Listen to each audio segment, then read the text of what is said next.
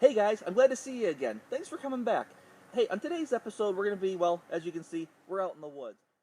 Alright guys, I've been trying to decide where I wanted to start on that. I decided to start on my secondary trail we just walked down on the way out. We're going to go from here and work our way across this property.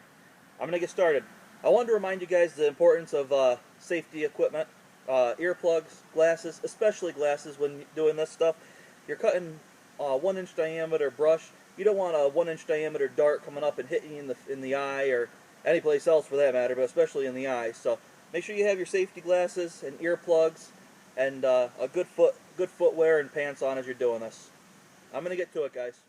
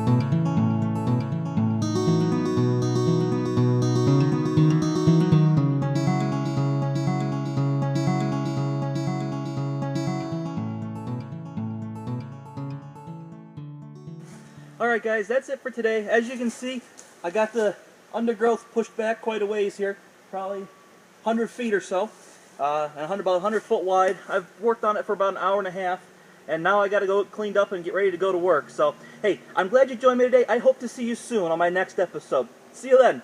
Bye-bye.